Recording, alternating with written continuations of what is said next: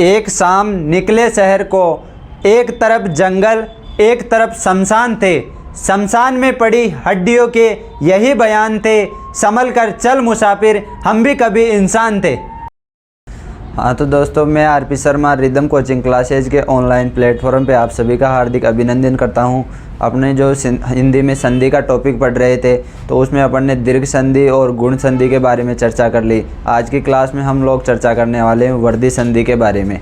तो वर्धी संधि है उसके अंतर्गत ये दो नियम ध्यान रखने हैं अपने को। वर्धी संधि के अंतर्गत जो पहला नियम है उसमें क्या है, ए और आ है। उसके बाद अगर ए और आई हो तो उसका किस में निर्माण होता है, आई का निर्माण होता है। यानी प्लस के इधर तो ए या आ होगा और प्लस के उधर ए और आई होगा तो आई का निर्माण होता है। अब आई के अंतर्गत इसकी मात्रा क्या होती है, ये ऊपर दोनों वाली।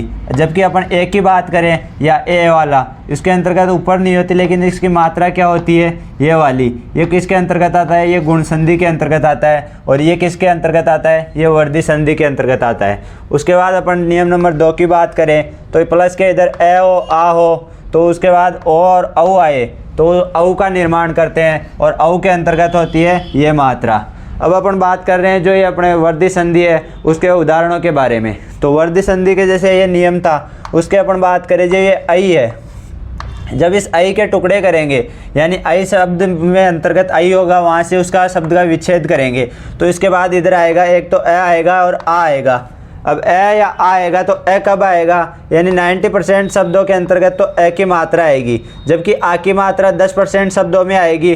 और वो शब्द अगर स्त्रीलिंग होंगे तो उनके अंतर्गत आ की मात्रा आएगी वरना ए की मात्रा आएगी। अब इधर बात करें ए और आई कब आएगा, जब अगर शब्द के टुकड़े करने पर आई की मात्रा कब आएगी। जैसे एक के शब्द हो तो एक के शब्द किससे मिलकर बना हुआ है, एक में यह प्रत्यय जुड़ेगा तो एक के शब्द का निर्माण होगा। जैसे ऐश्वर्य है, ऐश्वर्य के ईश्वर प्लस ये प्रत्यय जुड़ेगा तो ऐश्वर्य शब्द का निर्माण होगा।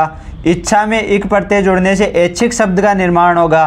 और इंद्र में जब ए प्रत्यय जुड़ेगा तो इंद्र शब्द का निर्माण होगा।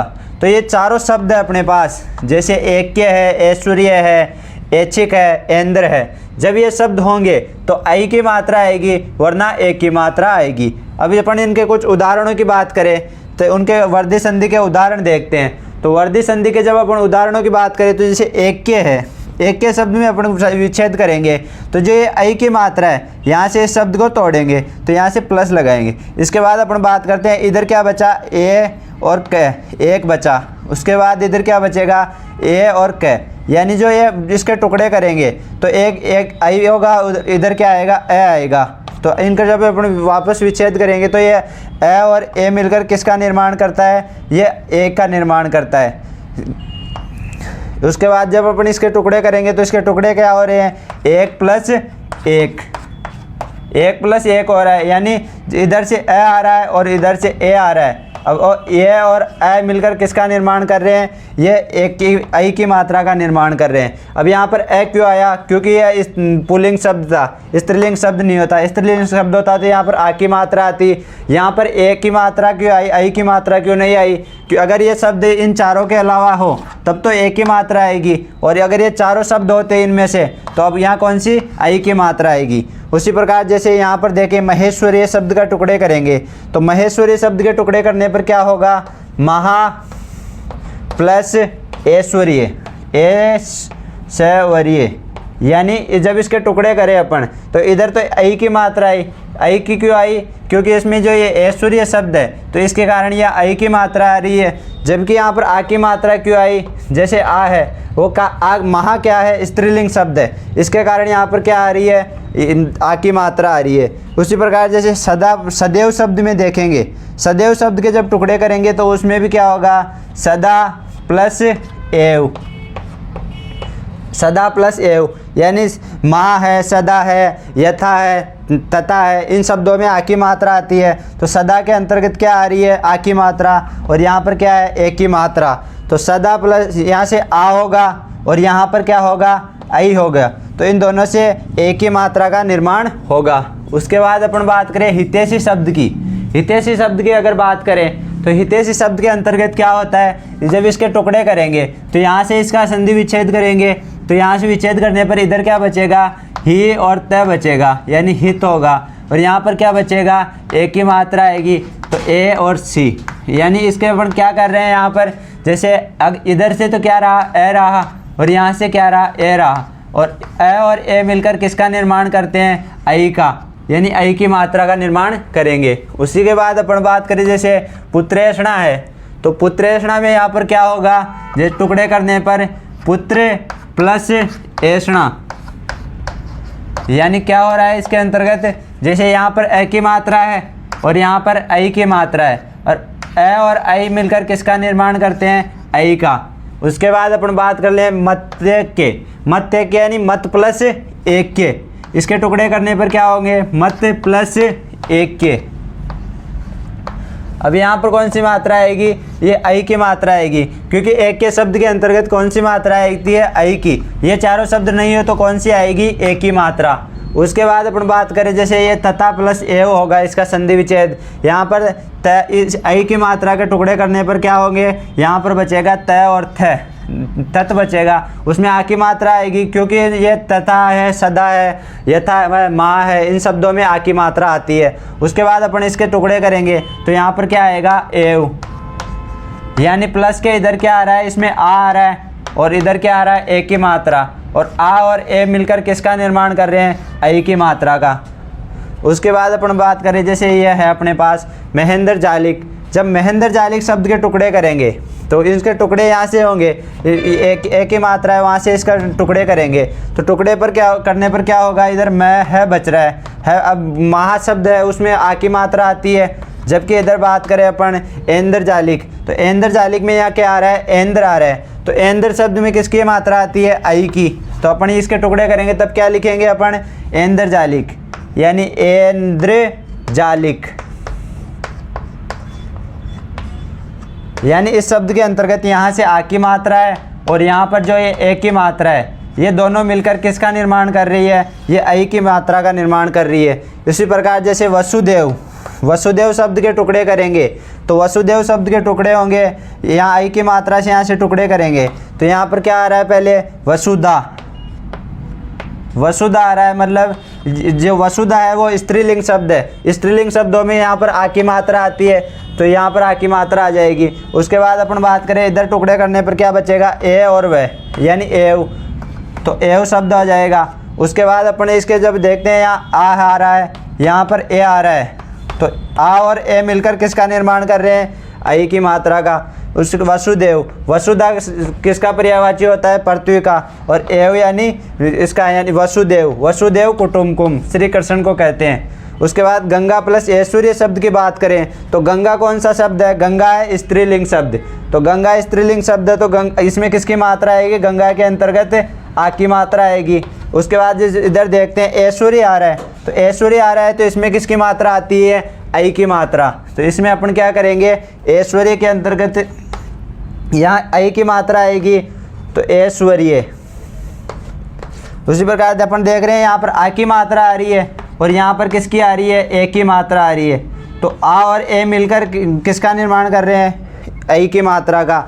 तो यहाँ पर क्या हो रहा है, गंगा प्लस ऐश्वर्य। इस प्रकार जो अपन ने जो अपने वर्दी संधि के कुछ उदाहरणों के बारे में चर्चा की, तो वर्दी संधि के अंतर्गत जो अपना यह पहला नियम था उसके अपन ने उदाहरणों के बारे में चर्चा की, यानी ए और आ के बाद अगर ए और आई की मात्रा आ रही हो तो उसका आई का निर्माण होता है। तो आई का निर्माण किस प्रकार होता है, किन शब्दों में ए की मात्रा आई की मात्रा आएगी, किन शब्दों में ए की मात्रा आएगी, ए कब आएगा, आ कब आएगा। इस नियम के अनुसार अपन ने यहाँ पर देखा ए की मात्रा आ रही है 90% शब्दों में, जबकि स्त्रीलिंग शब्द होगा वहाँ पर आ की मात्रा आएगी।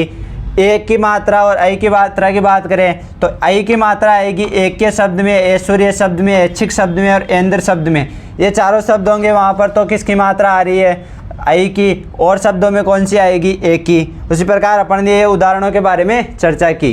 हाँ, तो हम लोग वर्दी संधि के उदाहरणों के बारे में चर्चा कर रहे थे। तो अपन ने जो नियम नंबर 1 था वर्दी संधि का, ए आ के बाद ए आई की मात्रा है तो आई का निर्माण किस प्रकार होता है उसके बारे में चर्चा की और उसके उदाहरणों के बारे में चर्चा की। अब अपन देख रहे हैं जो वर्दी संधि का नियम नंबर 2 है, उसमें क्या है, ए है, आ है, उसके बाद अगर आ, ओ हो और औ हो, ओ हो और औ हो तो औ का निर्माण होता है। और औ की मात्रा कौन सी है, ये वाली मात्रा होती है। उसके बाद यानी ए आ के बाद ओ और औ हो तो औ का निर्माण होता है।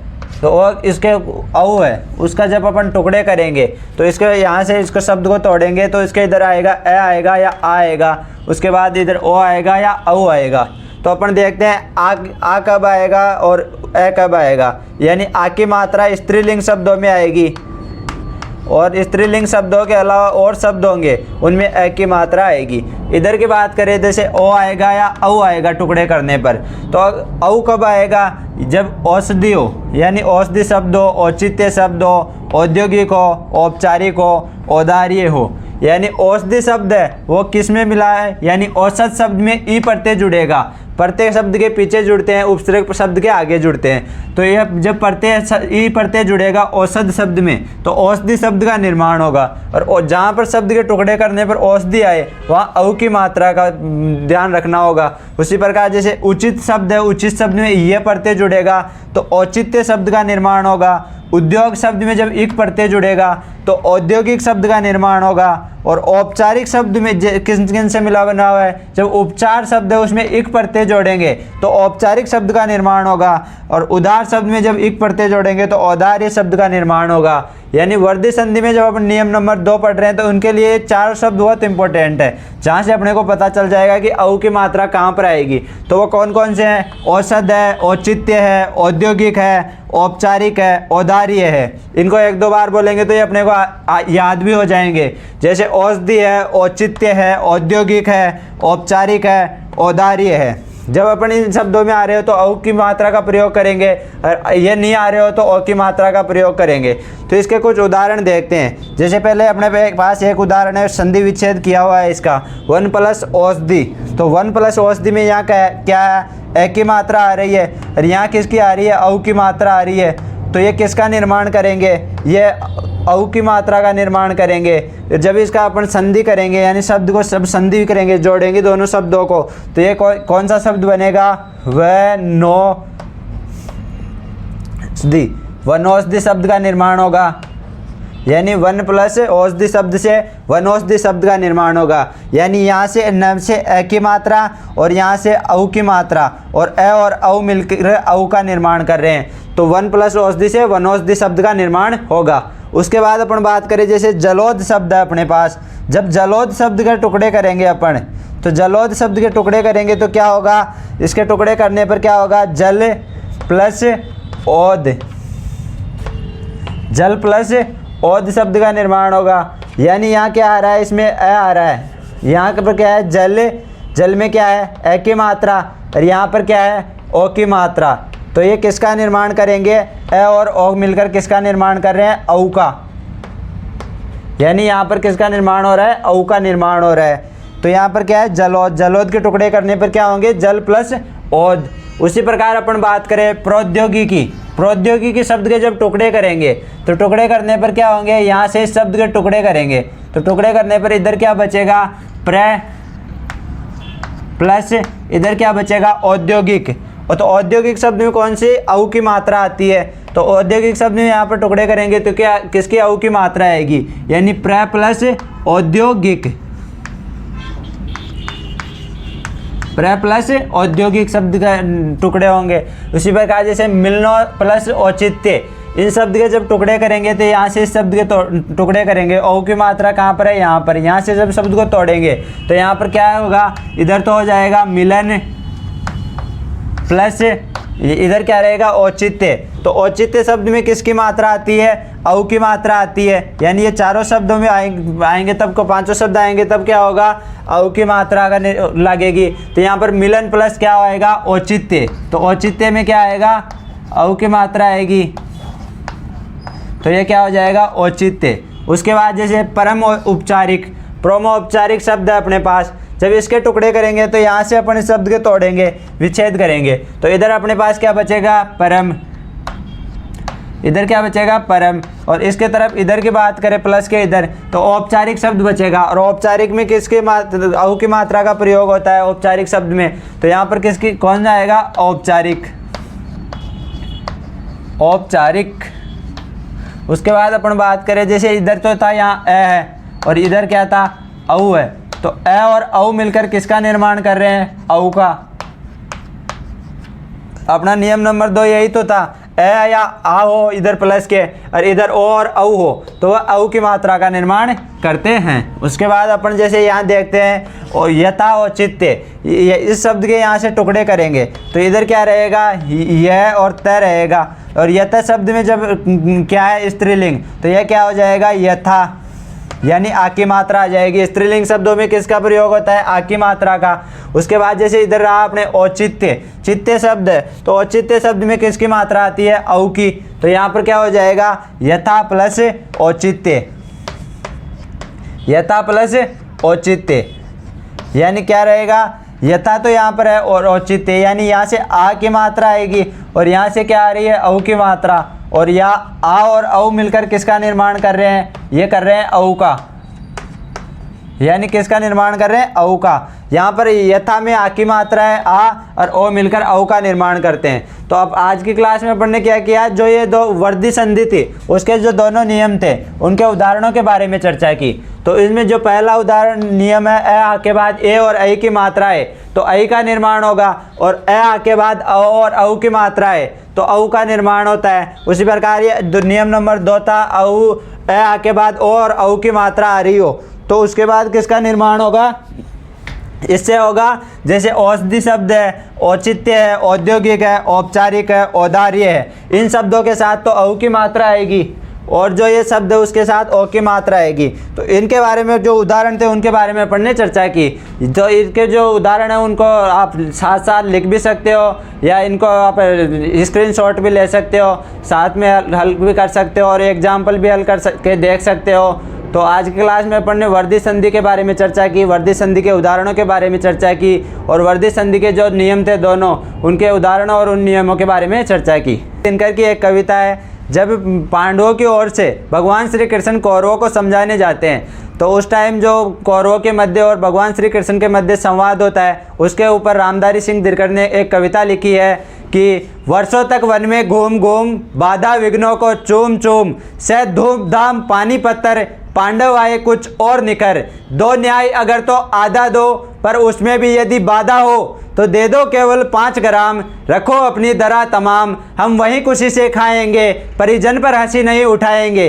दुर्योधन वह भी दे ना सका, आशीष समाज की ले ना सका, उल्टे हरि को बांधने चला, जोता साधे साधने चला, हरि ने भीषण हुकार भरी, अपना स्वरूप विस्तार किया, डगमग डगमग दिग्गज डोले, भगवान कुपित होकर बोले, जंजीर बढ़ाकर साध मुझे, हाँ हाँ दुर्योधन बांध मुझे।